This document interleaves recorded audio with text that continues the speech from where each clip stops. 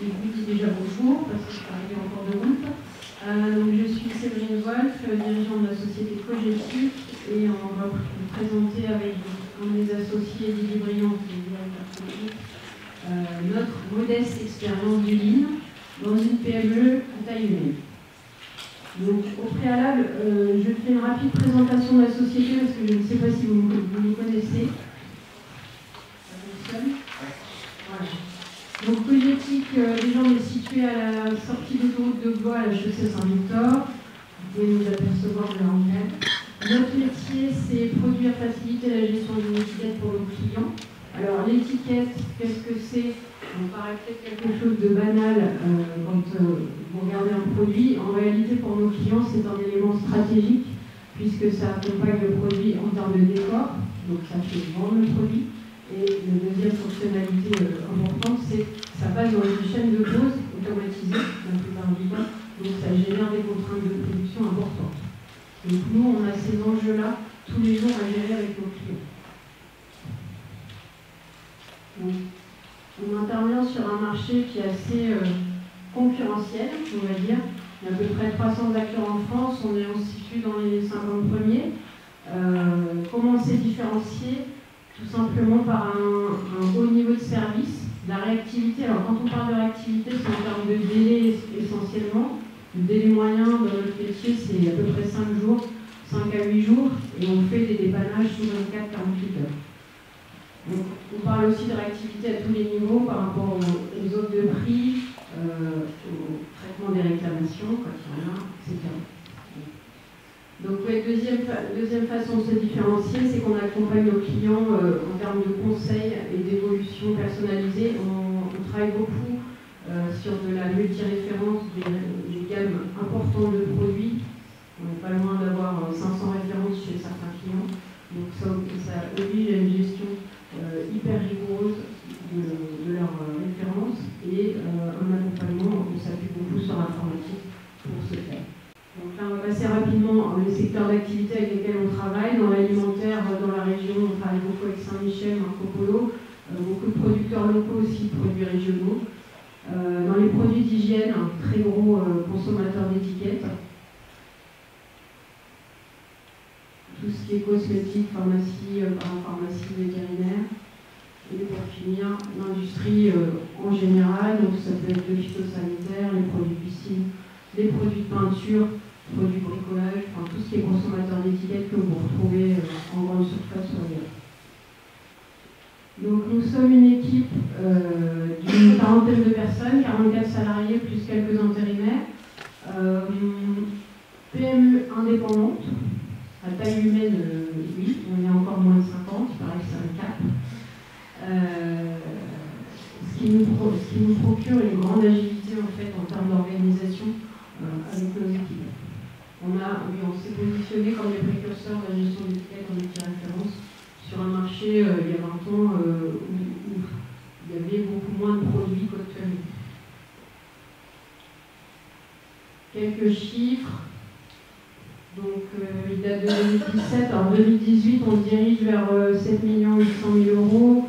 Je vous disais 44 salariés, à peu près 700 clients, 24-25 000 références d'étiquettes à l'année.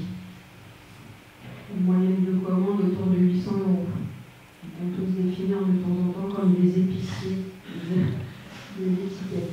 Et puis là, je vous ai remis l'histoire, on va assez rapidement passer dessus. Donc la société a été créée par mon père en 1997. C'était au départ une filiale d'une autre imprimerie qui s'appelle Cogetic, vous connaissez peut-être, qui était spécialisée dans tout ce qui est documents fiduciaires, chéquiers, etc. Et le marché des clients, il avait souhaité diversifier les activités. Autre étape importante, en 2009, quand j'ai repris l'entreprise au niveau de la direction, et toujours en association avec j'allais dire pères, collègues, amis, voilà.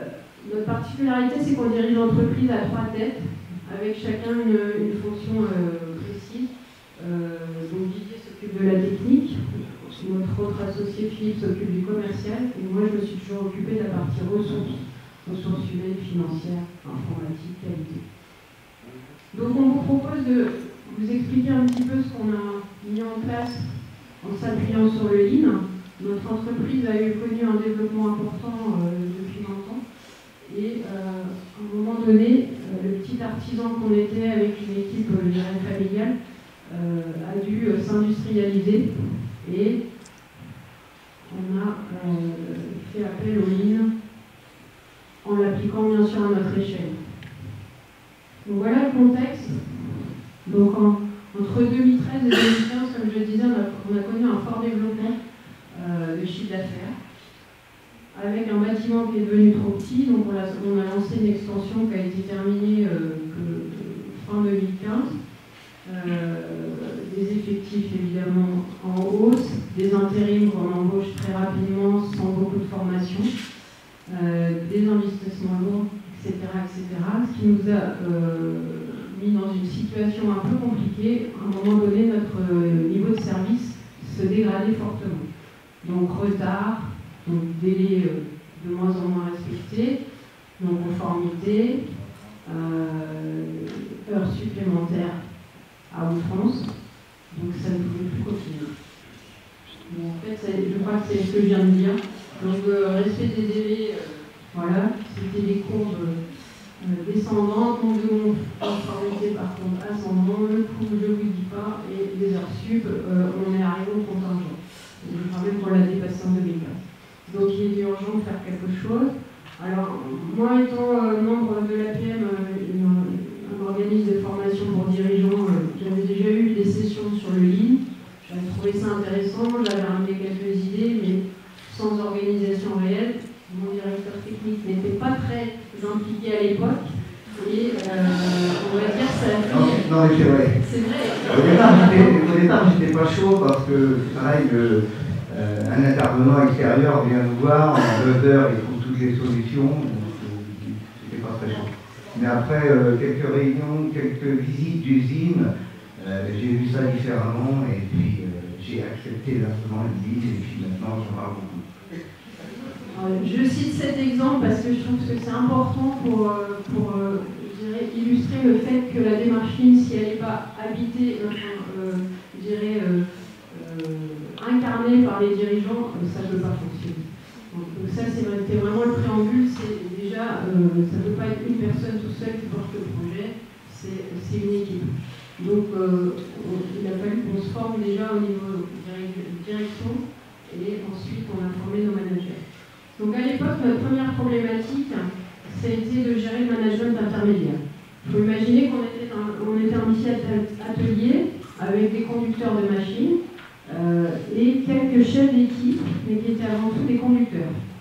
Donc on les avait des bons techniciens qu'on avait montés en tant que managers, alors qu'ils n'avaient pas forcément de compétences managériales et en plus on ne les avait pas accompagnés. Donc au final notre atelier était de moins en moins bien géré, enfin accompagné. Donc on a décidé de casser entre guillemets l'organisation et de convaincre notre équipe de chefs d'équipe d'abandonner leur poste. C'est-à-dire qu'on avait 4 personnes et après on est passé à 2 postes responsables. Donc c'était un petit peu difficile. On a eu quelques réunions difficiles, mais en même temps l'entreprise était dans une telle évolution qu'il fallait de toute façon faire quelque chose, ils en étaient conscients. Il y a des personnes qui sont aperçues qu'ils n'étaient pas forcément non plus doués pour le management, ça leur posait plus de problèmes qu'autre chose. Donc au final, avec beaucoup de pédagogie, de discussion, on a trouvé une nouvelle organisation. C'est eux-mêmes qui se sont désignés d'ailleurs pour prendre la responsabilité des 2 secteurs qu'on a dans l'atelier, l'impression et la finition. Donc les 2 personnes ont été enlevées de la production. Oui, donc on leur a confié une mission qui était totalement différente d'un chef d'équipe. Donc nous, le manager, on l'entend plutôt comme un coordinateur et comme quelqu'un qui se met au service de son équipe pour lui apporter tous les moyens nécessaires à satisfaire le client. Donc c'était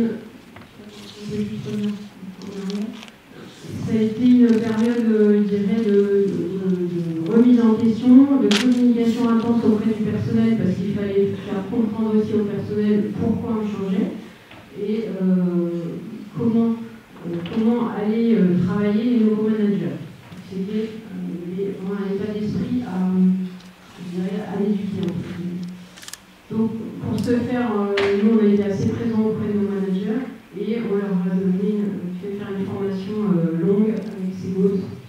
je le cite parce que c'est un organisme qui nous a donné entièrement satisfaction.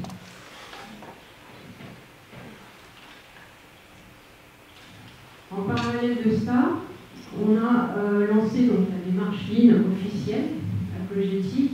On s'est fait accompagner par un consultant et on a adhéré au relais Lean, ce qui nous a permis de visiter des entreprises, de faire des ateliers, etc.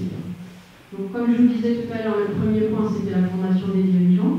Et d'une équipe de volontaires, on a demandé dans chaque service s'il y avait un pilote, un volontaire pour être pilote, pour participer aux premières formations et aux réunions de pilotage.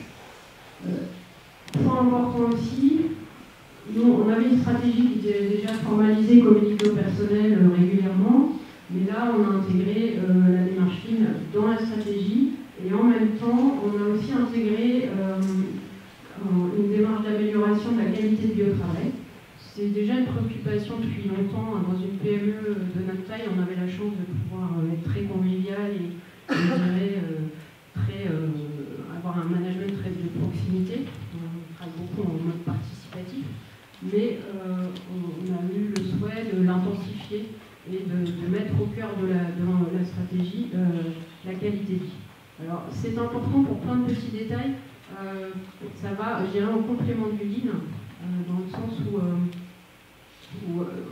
on ne s'affranchit pas de moyens, on traite tous les irritants, à la fois de production ou de satisfaction client, mais aussi les irritants du personnel, si son PC ne démarre pas, si l'ampoule qui est au-dessus de ça, son poste ne fonctionne pas, etc., etc. On a organisé aussi une journée de formation sur la bienveillance. Et ensuite, une deuxième journée sur l'ego. Oui, parce que dans la qualité de vie, nous, on entend bien évidemment les conditions de travail, mais avant tout les relations. Parce que ce qui... La deuxième journée, c'était sur quoi? Pardon? La deuxième journée de formation, L'ego, c'est rien qui plaît. C'est vraiment l'ego, tout le monde participe. Toute entreprise a participé par groupe.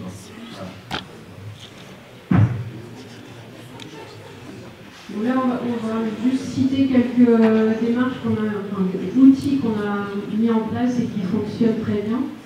Donc on était depuis toujours une entreprise très informatisée, on a toujours beaucoup misé sur les outils informatiques, peut-être à outrance. Et à un moment donné, le consultant nous a dit mais on ressort les bons vieux tableaux. Et on a, de manière assez scolaire au départ, choisi 4 thématiques qui évidemment étaient essentielles pour l'entreprise à l'époque. C'était le service client, la qualité, l'organisation, l'équipe. Donc ces 4 thématiques sur lesquelles on voulait travailler en premier. Et on a décliné donc des tableaux de suivi des actions et des plans d'animation dans tous les services. En parallèle de ça, on a mis en place des rituels de réunion qui n'étaient pas vraiment en place jusque-là. Il y avait plus des réunions dans les bureaux, mais dans l'atelier, ce n'était pas du tout organisé. Donc on a mis en place des réunions quotidiennes au niveau de l'atelier. Et hebdomadaires après au niveau de tous les services. Voilà. Réunions hebdomadaires pour le reste.